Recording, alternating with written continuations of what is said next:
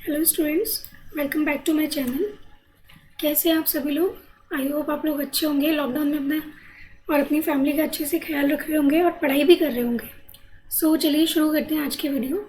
आज की वीडियो में हम पढ़ेंगे क्षितिज का चैप्टर 3। लास्ट वीडियो में हमने पढ़ा था राम लक्ष्मण परशुराम संवाद, तो उससे अगले चैप्टर पे अब हम आते हैं और वो है सेवैया और कवित। इसको लिखा है देव ने। तो इस चैप्टर को शुरू करने से पहले राइटर के बारे में हम थोड़ा सा जान लेते हैं, लेखक के बारे में।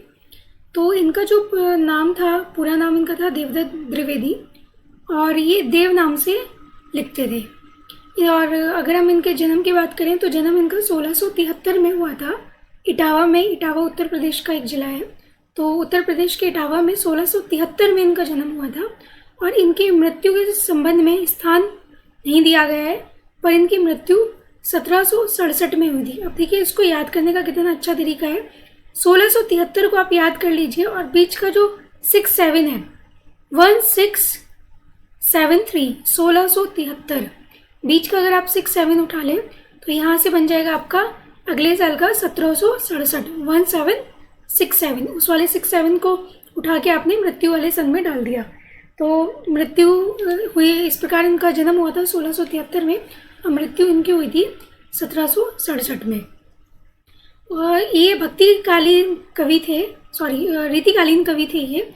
और रीतिकाल के जो कवि होते थे उनमें खास बात क्या होती थी कि ऐसा नहीं होता था जैसे आजकल होता है ना कि लेखक अपनी कविता लिखते हैं, उनकी बुक्स पब्लिश होती है, पब्लिकेशन से उनको पैसा मिलता है। ऐसा नहीं होता था पहले वो लोग राजा के दरबार में कवि होते थे, तो वो जो राजा होते थे उनके आश्रयदाता होते थे।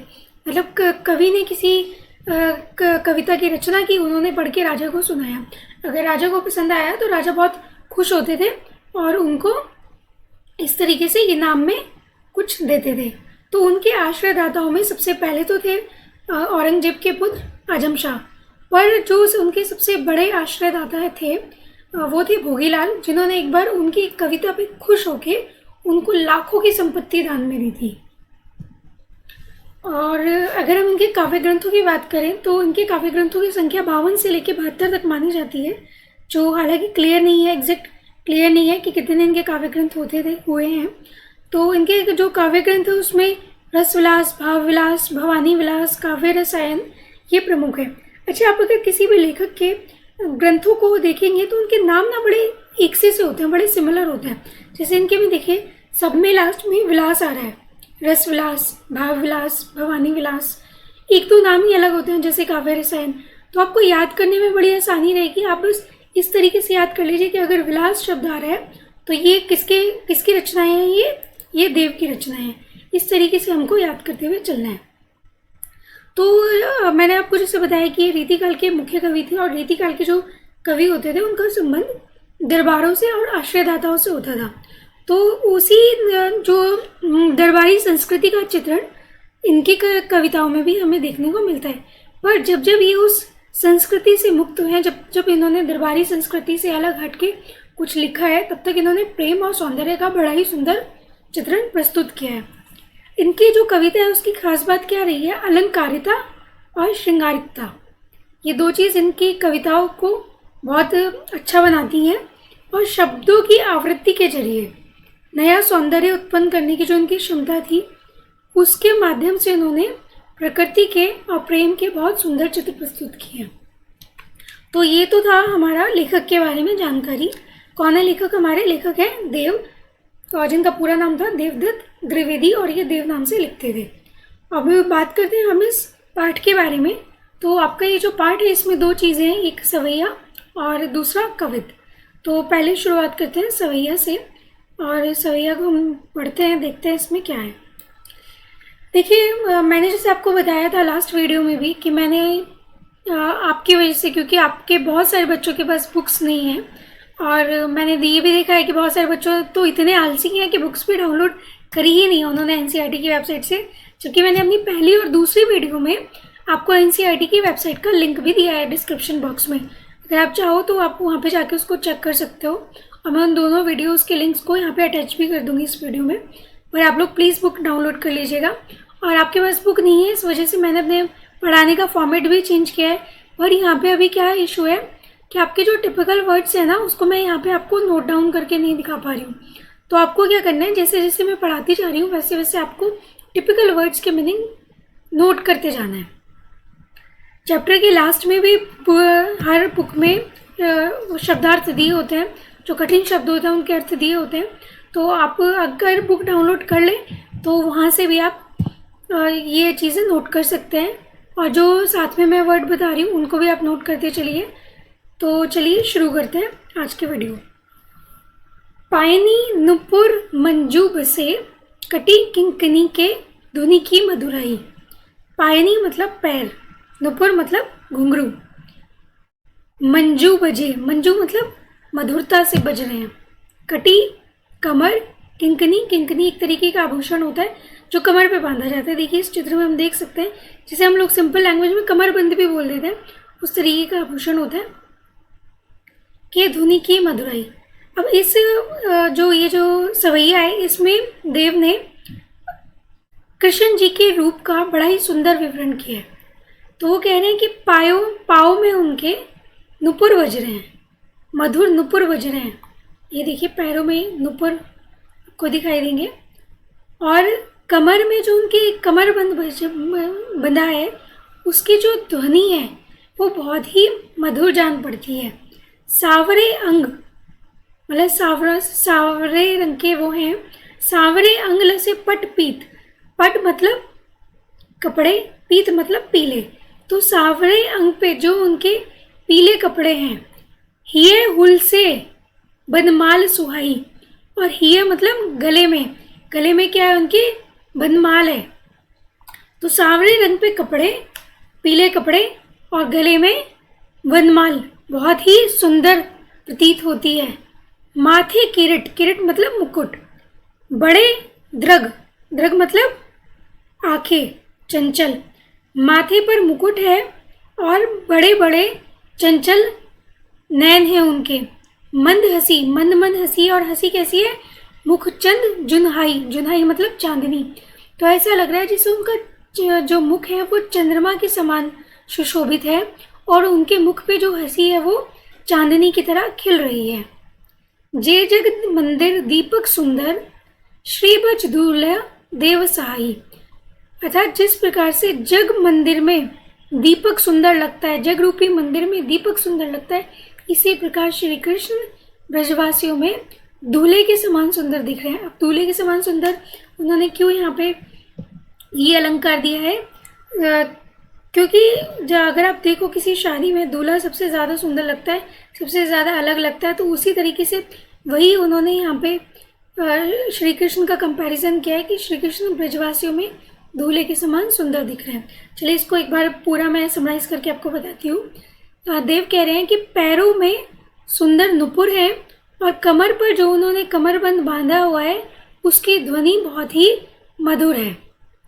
सावरे अंग पे उनके जो पीले कपड़े हैं और गले में उनके जो वनमाला है वो बहुत ही सुंदर दिखाई देती है। उनके गले में जो वैजंती माला है वो बहुत ही सुंदर सुशोभित हो रही है।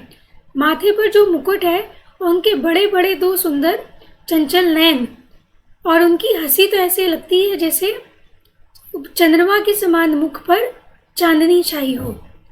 जिस प्रकार से जगमंदिर में दीपक सुंदर लगते हैं, उसी प्रकार से श्री कृष्ण ब्रजवासियों में दूल्हे के समान सुशोभित होते हैं।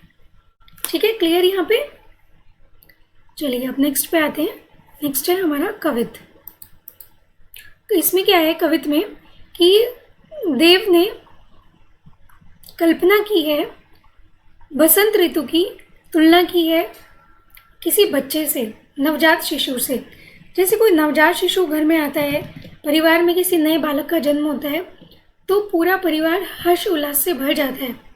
तो जैसे जैसे परिवार में बच्चे का जन्म होता है, जिस तरीके की एक्टिविटी परिवार में होती है, उसी तरीके की एक्टिविटी उन्होंने प्रकृति में बताई है, और इन दोनों का बड़ा ही सुंदर तुलनात्मक वर्णन उन्होंने यहाँ पे किया है।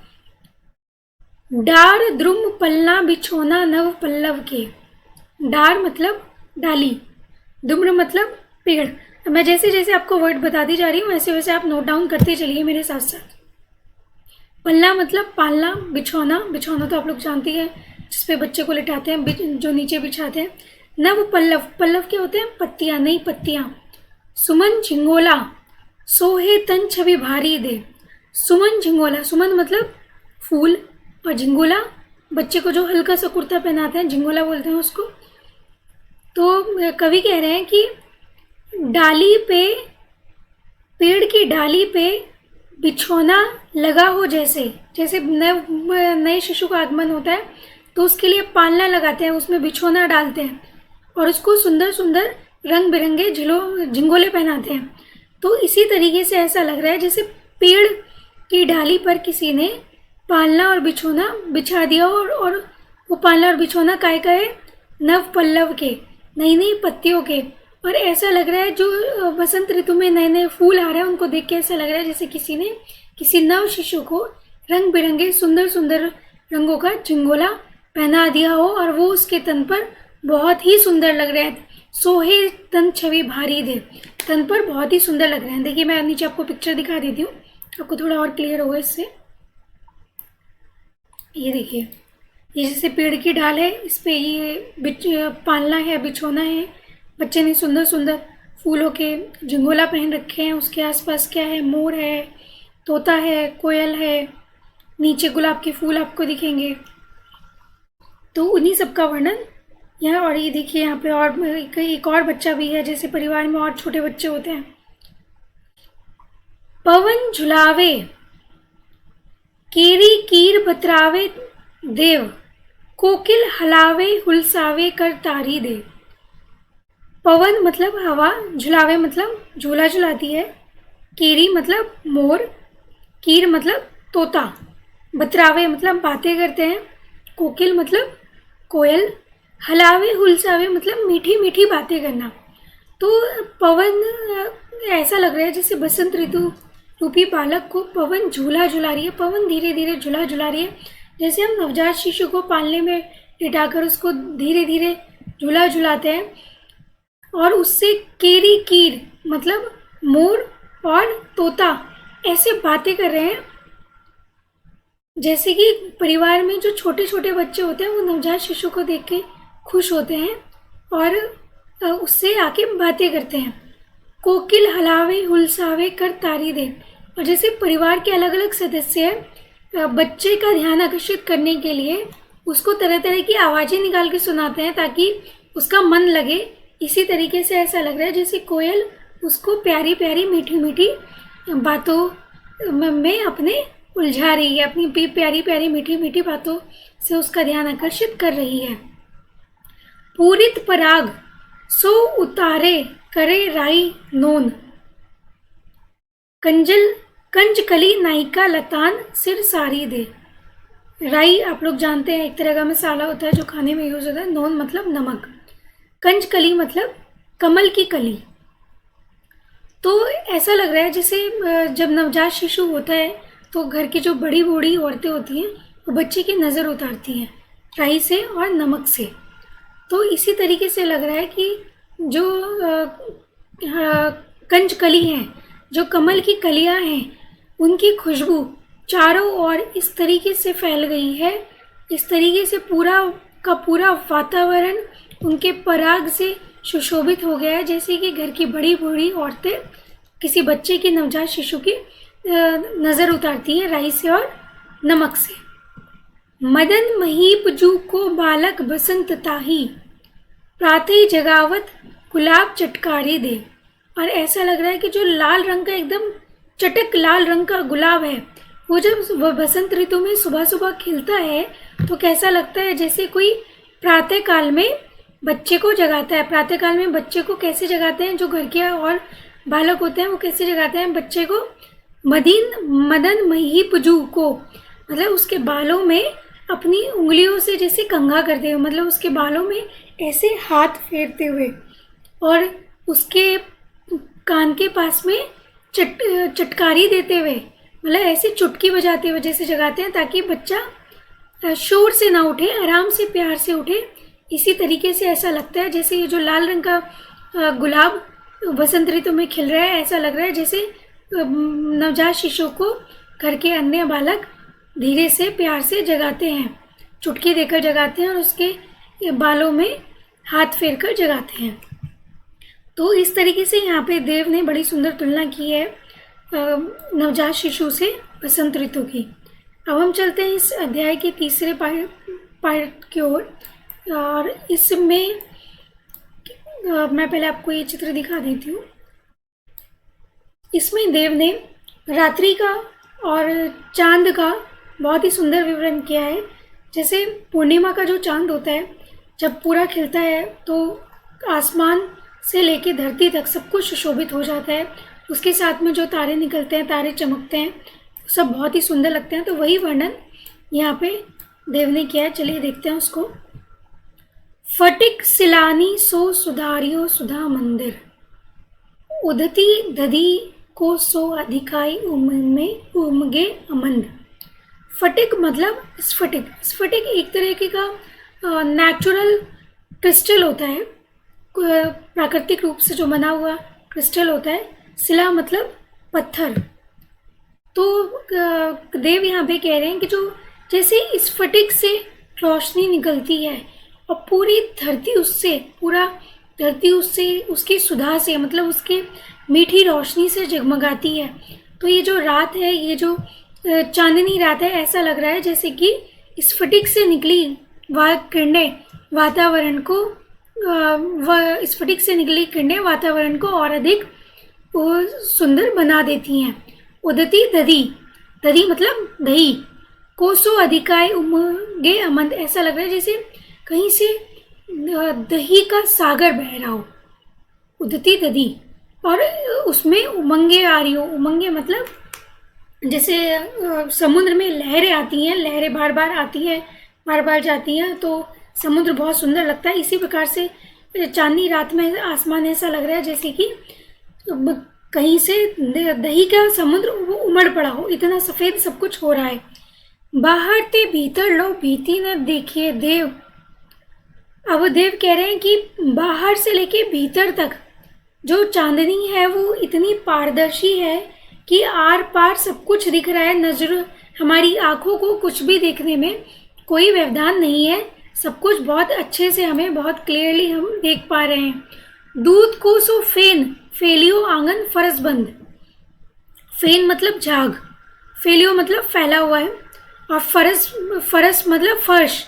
तो ऐसा लग रहा है जैसे दूध का झाग अगर आंगन के फर्श पर फैला हो, तो चांदनी ऐसी लग रही है जैसे दूध का झाग आंगन के फर्श पर फैला हो।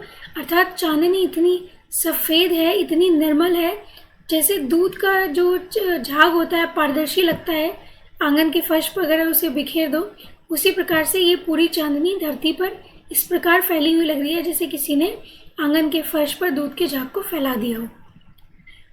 तारा सी तरुणी तामे डाढ़ी झिलमिल होती। तरुणी मतलब नवयुविकाएं। तो तारे ऐसे लग रहे हैं जैसे कोई बहुत सुशोभित नवयुविकाएं जो आकाश में झिलमिला रही हों। जो आकाश में झिलमिला रही हो मतलब जैसे नवयुविकाओं ने पूर्ण श्रृंगार कर रखा हो, ऐसे तारे प्रतीत हो रहे हैं। मोतिन की ज्योति मिलियो मल्लिका को मकरंद। और जो उन्होंने आभूषण पहन रखे हैं, उन मल्लिकाओं ने, उन नवयुवतियों ने जो आभूषण पहन रखे हैं, उनके मोती की ज्योति के समान ये तारे टिमटिमा रहे हैं। जैसे उन्होंने जो आभूषण पहन रखे हैं उसमें जो मोती है, मोती जैसे जगमगा रहे हैं, ऐसे ये तारे झिलमिल से प्रतीत होते हैं। आरसी से अंबर में आभासी उजरी लगे, मतलब धरती से लेके आकाश तक आभा सी उजरी लगे। इतनी सुंदर आभा फैली हुई है, धरती से लेके आकाश तक इतनी उज्जवल आभा फैली हुई है जैसे प्यारी राधिका को प्रतिबिंब सो लगत चंद। ऐसा लग रहा है जैसे जो चांद है वो प्यारी राधिका को, मतलब प्यारी राधा रानी का प्रतिबिंब है। चांद इतना सुंदर लग रहा है जैसे कि राधा का प्रतिबिंब है। चलिए एक बार फिर से पढ़ लें इसको। देव यहाँ पे कहते हैं कि जैसे स्फटिक नामक क्रिस्टल के शिला से सारे संसार में सुंदर रोशनी फैलती है, उसी प्रकार से ऐसा लग रहा है जैसे ये जो चांदनी रात है, इसके जो चांदनी है इस प्रकार से फैली हुई है, जैसे स्फटिक की शिला से सुंदर रोशनी पूरे जग को सुधामान कर देती है। जैसे कि दूध के सागर में लहरें उमड़ रही हो, बाहर से भीतर तक इस प्रकार से दिखाई देती है। ये चांदनी इतनी पारदर्शी है, इस प्रकार से दिखाई देती है कि कहीं भी देखने में कोई व्यवधान नहीं है। जहाँ तक भी नज़र जाती है वहाँ तक हम दूर तक आराम से देख सकते हैं, जैसे किसी ने आंगन के फर्श पर दूध के झाग को फैला दी हो। इस प्रकार से निर्मल, इस प्रकार से सफ़ेद ये चांदनी दिखाई देती है। जैसे नवयुविकाओं ने पूर्ण श्रृंगार कर लिया हो, इस प्रकार से ये तारे झिलमिल होते दिखाई देते हैं। और नवयुविकाओं के जो आभूषण है उनके मोती के ज्योति इस प्रकार से तारों में दिखती है और इस प्रकार से वो टिमटिमाते हुए झिलमिल होते हुए दिखाई देते हैं। धरती से लेके अंबर तक जो उज्ज्वल आभा फैली हुई है वो ऐसी लगती है जैसे कि चांद स्वयं राधा रानी का प्रतिबिंब हो। ठीक है, तो यहाँ पे हमारा ये चैप्टर ख़त्म होता है और आप लोग इसके आगे क्वेश्चन आंसर करिएगा। अगर आपको कहीं भी कोई डाउट आता है तो प्लीज़ मुझे कमेंट सेक्शन में लिख के ज़रूर बताइएगा, मैं आपके कमेंट्स का रिप्लाई ज़रूर दूँगी। Thank you so much. और हाँ, लास्ट थिंग, मेरे चैनल को प्लीज़ सब्सक्राइब करना ना भूलें। Thank you.